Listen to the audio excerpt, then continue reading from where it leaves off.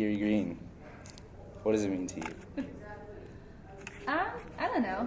We started out as like a few friends playing together, and then it's been growing for a while. So I don't know. We're just all best friends who play music together. We want to share it.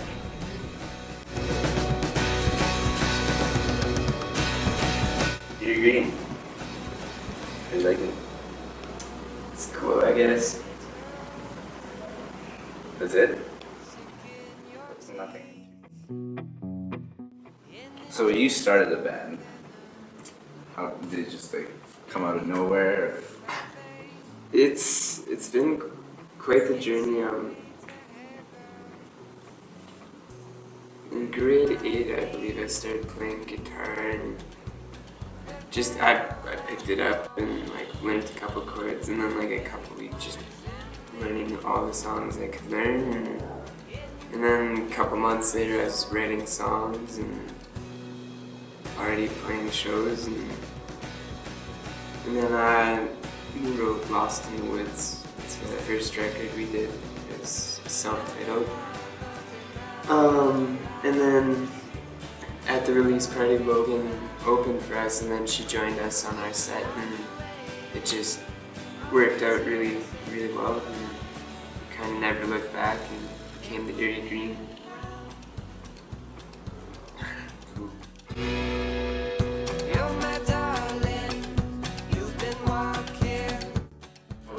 The community, like Canmore in general, or both out in general. It's the community, it's overwhelming, the support we get. It's unbelievable, like all the positive feedback we get like, I don't know, it's just, it seems surreal some days, just being like sipping coffee in a coffee shop, and like one of our songs will come on the radio or a speaker, and it's just like, I don't know, it's Is it awkward hearing yourself on the radio a lot? Or maybe the first time, maybe not as much anymore. But it depends. If it's Logan's song, it's not that awkward because it's her, but if it's my song, it's pretty awkward. yeah. I don't know. It's just, I'm quite self-conscious of my voice. So.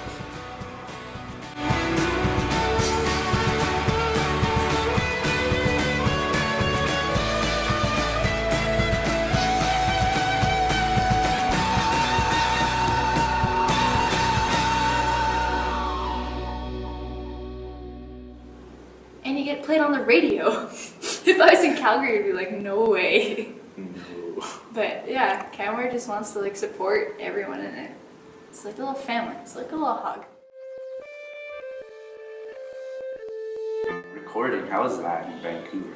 It was sweet. Like our last record, we recorded in like 4 days, all nights. Like it was kind of hell, but we were there for like 2 weeks, and yeah, it was really, really awesome. It's probably one of my funnest parts about actually playing music is like breaking everything down and be like, oh yeah, we should add this, and like just hearing everything come together. It's so nice. And, like in the recording studio, on the road all the time. Well, I'm immune to guys now. When we were young, it's getting colder now. Same as we always are. Like we mess around. It's like pretty lax, and we just like kind of dance around and play music. That's good. What about other parents from the band member? Yeah, no, Logan and Eli's parents are awesome. They're always at our shows supporting us. If we need loans for making CDs or whatever, they'll help us out. Same with my parents. And yeah, they're just all seem to be really behind us, which is awesome. Must be fun though, listening to yourself talk or sing. Yeah, it's interesting. I don't know. It's until you experience it yourself, it's kind of hard to put it into words. It's kind of like a mixed feeling almost. Especially for me, I'm always looking for like where I can progress, where it's good, where I like in the song, what needs work. And always being super critical, so sometimes it's frustrating. And especially if you're in a frustrated state and you hear it in public, it's just like, whoa. I need to take a break. Yeah. Get out of here. Yeah. But it's a good time. What's it like playing in front of groups of people? Scary or? It's never really affected me actually. I have a harder time playing in front of like people I know, like my parents and friends, than playing in front of a big crowd of people. And it's always been like that ever since I've started, so I don't know. So would you say the last concert, the El Diablo release, was one of the biggest, most successful concerts you've had so far? Or? Well, in an independent, like the Eerie Green sense, it was definitely one of our bigger shows, being kind of the headlining act. But I don't know, like, every show leading up to that like has been kind of a building block. And even playing like the small shows here at school or like in your community where there's a fundraiser going on, all those shows, like each one you take away something that's super meaningful, and yeah, it's awesome to have a crowd come out and support you, and that's definitely what we're aiming to do. But at the same time, just learning yourself and just getting out there and doing it, that's one of the biggest things for me is just getting to that point where you can play in front of 10 people or you can play in front of a couple thousand people. What's it like on the stage? Is it completely different than when you're recording? Dumb question. No, like it. I get like tunnel vision on stage because we practice so much to play in front of people. Like we can just mess around and do whatever we want when we're jamming, but when we're in front of people, we're like, we actually have to sound decent and not like stop halfway through a song. But yeah, I just kind of like do what I always do. I just play and see how other people react, and yeah. Can't see you on stage. Like the people in the crowd from the stage can. At the Jack Singer we couldn't, thank God, because there were so many people, and like when we walked off the stage, the lights turned on, and I saw everyone, and I almost passed out. Like I was like, we just did that, like, because you can only see like 5 rows, and then that turned on. But like when it's at our show last week, like you can see everyone. The show last week. Oh, sorry, not last week, like last. Oh, like the El Diablo. Yeah, it'll be out the show. Yeah, that was a fun show. That was really fun. What do you think? Who kind of inspired you to start playing guitar and writing music and doing all this stuff? Probably my biggest inspiration was my cousin, Steve. He's a phenomenal guitar player, and he was the one who kind of motivated me to pick it up when you're bored and start learning yourself, and I did that. And then a guy named Michael Bernard Fitzgerald came along and started really, like when I first met him, I was opening for him at a cafe here in town, and he was really interested in what I was doing, and he put a lot of time and passion into my work, and now I'm passionate into the Eerie Green's work, which is cool. And obviously he's a pretty big name out there, so it really kind of motivates us, and it gives me personally someone to look up to. As far as kind of idols go, Ed Knight is definitely one of my favorites. Bob Dylan, and then like Arcade Fire, those guys are probably in the top 3. Who has nowhere else to go? Time will determine who you are.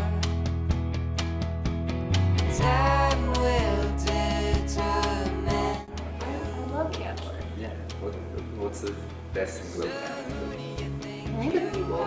people? Like, you just come here and everyone is so accepting and like just super, super awesome. Like, you find a group of people who just like want to help you or like just want to like hang out. And it's beautiful. Yeah. How can you not be inspired by here? Like, you're always outside. Yeah, it's just. I always get asked this, like, what's your favorite song? Who's your favorite artist? And I don't know. I've never had like a favorite song. There's just so much out there to listen to, and there's so much. There's just like times where the song fits perfectly. Yeah, there's definitely times where like a song will just like come up and you'll be in a certain state of mind and you'll be like, whoa, that was pretty cool. But then 10 minutes later another song will come up and you'll be like, oh, yeah, this is sweet. So I don't know, I kind of have ADD with that. Like my list goes on forever. Like it's ridiculous. We're growing older, day by day. We're growing older. What's school like? School is interesting. It's hard at times just because I found something I'm super passionate about and I know I want to pursue it, but pursuing it potentially isn't a reality. So school, I know I want to keep my doors open and it's a good idea to take as much as you can in school, and especially while you're there you might as well do as much as you can.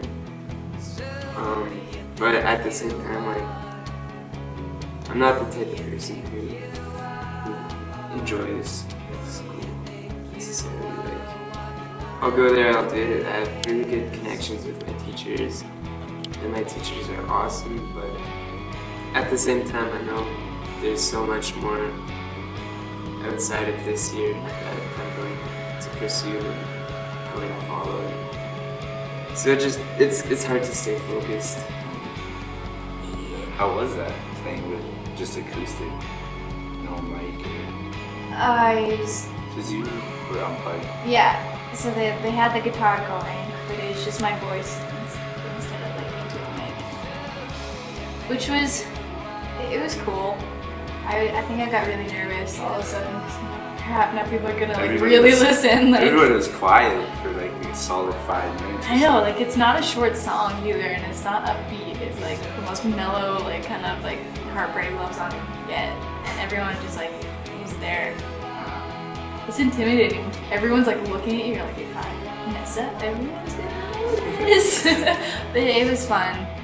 Yeah, I started shaking a little bit, but.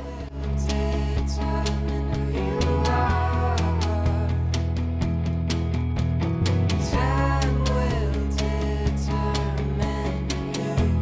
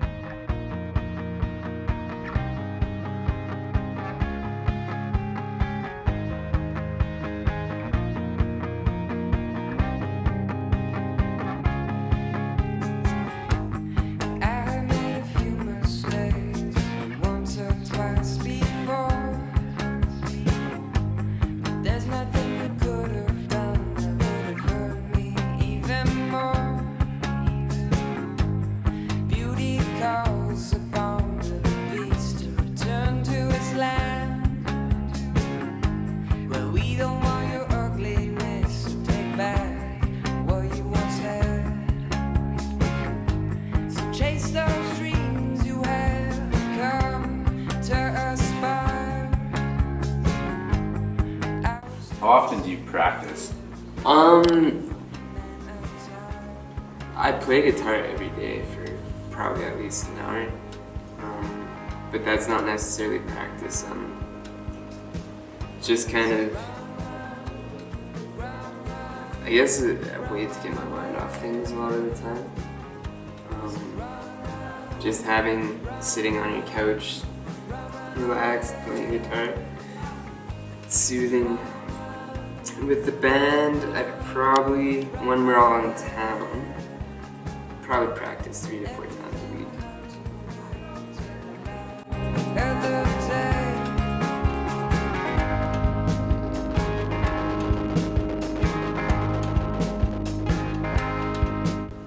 How often do you practice and kind of jam?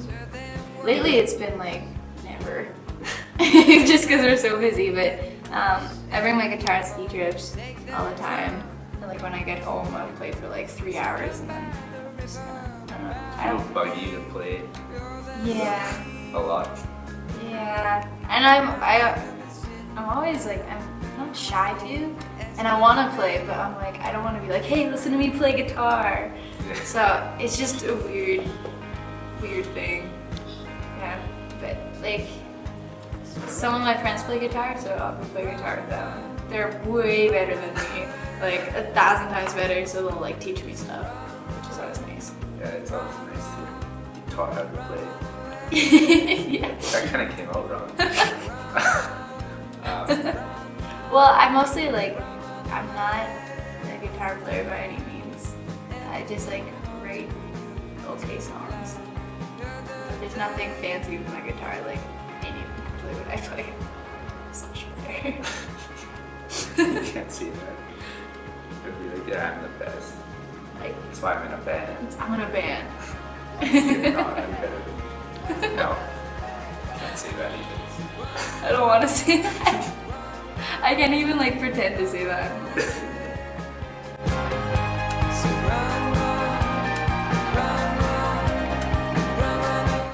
What inspires you to write all these songs? Lots of stuff. The biggest things are probably just growing up where we grew up, Cameron. Obviously, it's a pretty cool place. Nature, just the awesome people you're surrounded with, and the sense of community here. That's a really, really big aspect of my songwriting. And then time, obviously, that's kind of on everybody's mind, it seems like. That's an ongoing, not problem, but constant, I guess. And then obviously the super generic songwriter, heartbreak type stuff. It's not super present in my writing, but there's definitely a couple songs where it's influenced me to write.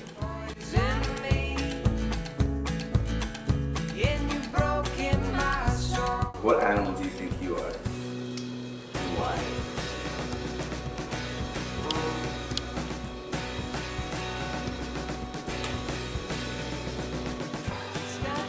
I don't know. Like, I've always had a thing with horses and a special connection, but that's a connection, not something Like you are? yeah. Yeah, I don't know. I don't think I've experienced really what I would be if I wasn't.